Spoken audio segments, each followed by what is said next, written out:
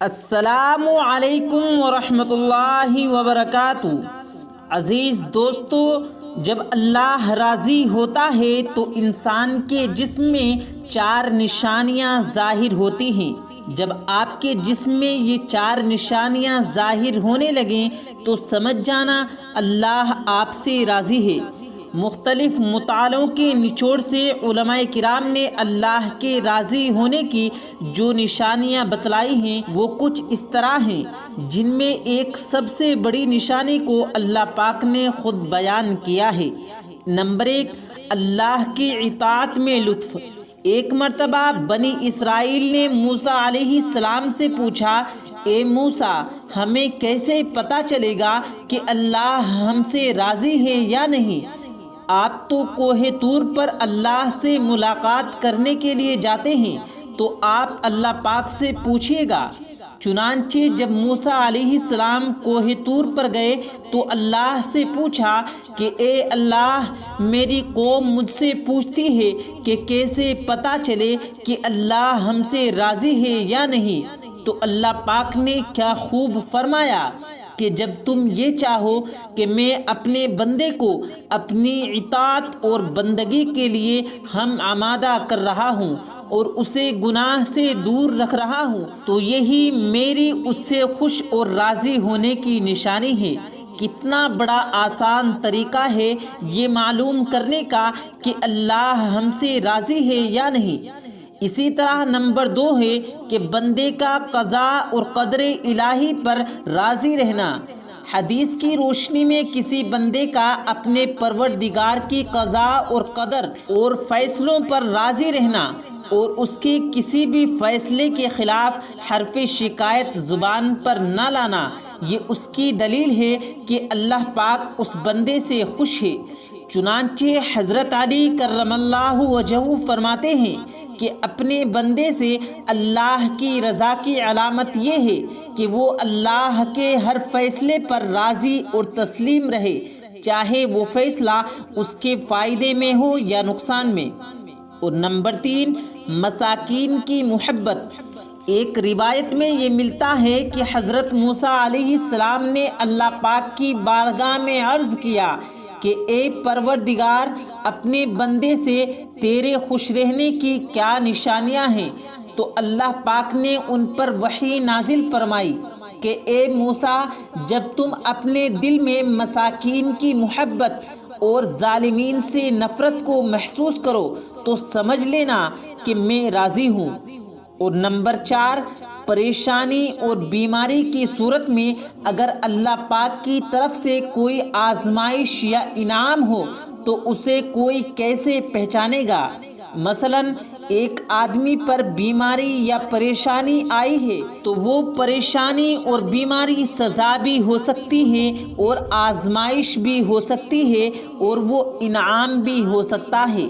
اگر بیماری یا پریشانی میں اس کو تکلیف ہو رہی ہے اور اس حالت میں وہ اللہ پاک سے شکایت کر رہا ہے تو یہ بیماری اور پریشانی ایک سزا کے طور پر مانی جائے گی، اور اگر وہ بیماری اور پریشانی میں اللہ پاک کا شکر ادا کر رہا ہے، اللہ سے رجوع کر رہا ہے، تو یہ آئی ہوئی مصیبت اور پریشانی اس کے لیے انعام ہوگی۔ تو دوستو، یہ اللہ کے راضی ہونے کی 4 نشانیاں ہیں۔ دوستو، اب ہم آپ کو بتاتے ہیں کہ دعا مانگتے وقت 2 غلطیاں نہیں کرنا، ورنہ آپ کی دعا قبول نہیں ہوگی۔ دوستو، دعا مانگتے وقت کچھ ایسی غلطیاں کرتے ہیں جن کی وجہ سے یا تو ہماری دعا قبول ہی نہیں ہوتی، اور اگر قبول ہو بھی جائے تو ہمیں اس کے اتنے اثرات نظر نہیں آتے، اتنے فائدے حاصل نہیں ہوتے۔ آخر اس کی کیا وجہ ہوتی ہے؟ تو عام طور پر ہم 2 غلطیاں کرتے ہیں۔ ان غلطیوں سے اللہ کے رسول صلی اللہ علیہ وسلم نے ہمیں روکا ہے کہ دعا کرتے وقت ہم یہ 2 غلطیاں نہ کریں۔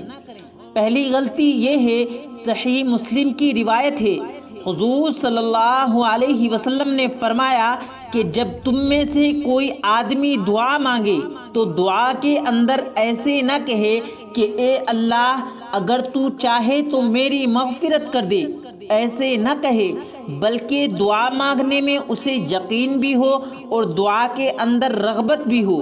اس کے بعد آپ صلی اللہ علیہ وسلم نے فرمایا کہ اللہ تعالیٰ کے لیے کوئی چیز عطا کرنا کوئی مشکل نہیں، اور اگر کوئی آدمی دعا میں یہ کہتا ہے کہ اے اللہ اگر تو چاہے تو میرے اوپر رحم فرما، اس سے بھی منع فرمایا گیا ہے، اور فرمایا کہ یقین کے ساتھ مانگو، رغبت کے ساتھ مانگو، کیونکہ اگر آپ ایسے مانگو گے تو اللہ تعالیٰ کو تو کوئی مجبور نہیں کر سکتا۔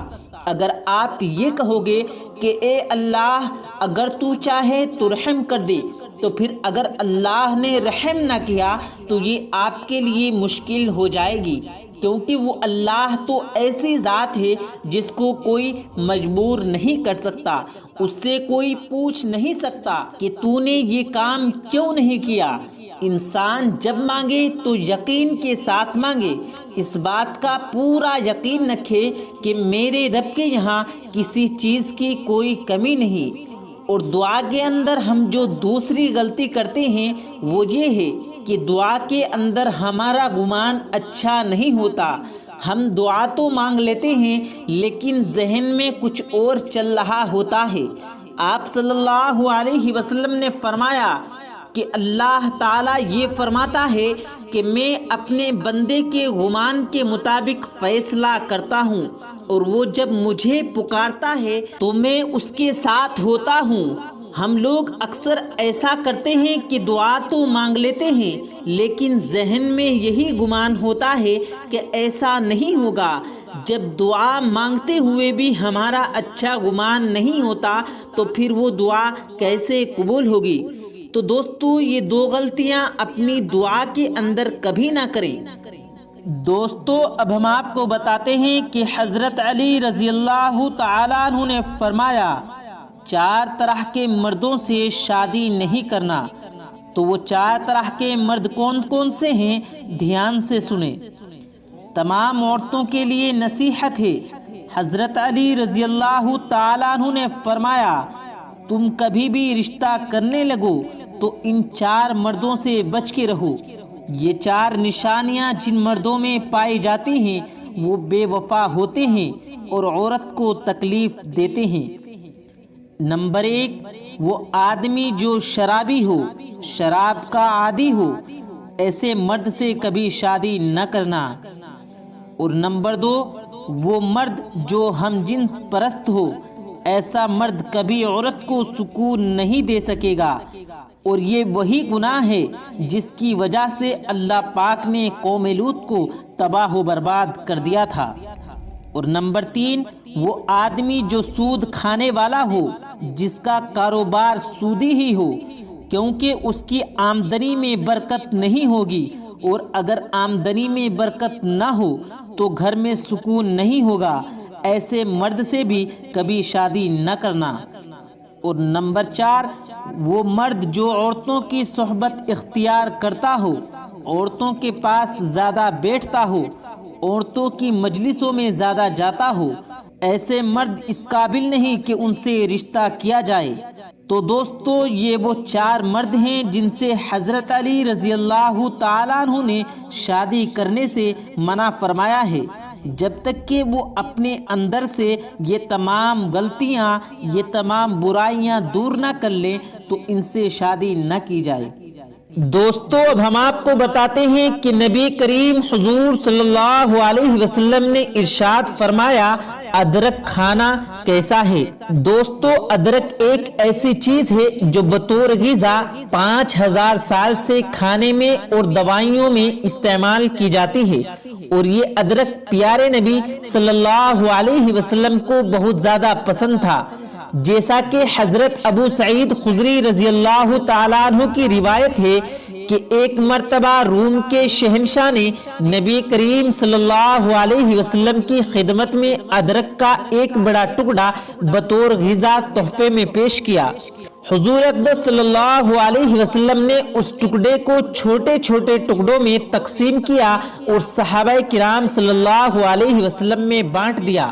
یہ سوغات مجھے بھی ملی۔ ابو سعید خدری رضی اللہ تعالیٰ عنہ کہتے ہیں کہ نبی کریم صلی اللہ علیہ وسلم نے مجھے بھی ادرک کا ایک ٹکڑا دیا جسے میں نے فوراً کھا لیا۔ اس روایت سے یہ بھی پتہ چلتا ہے کہ ادرک کی کتنی فضیلت ہے۔ اور دوستو آج بھی لوگ اس کو چائے میں اور کھانے وغیرہ میں استعمال کرتے ہیں۔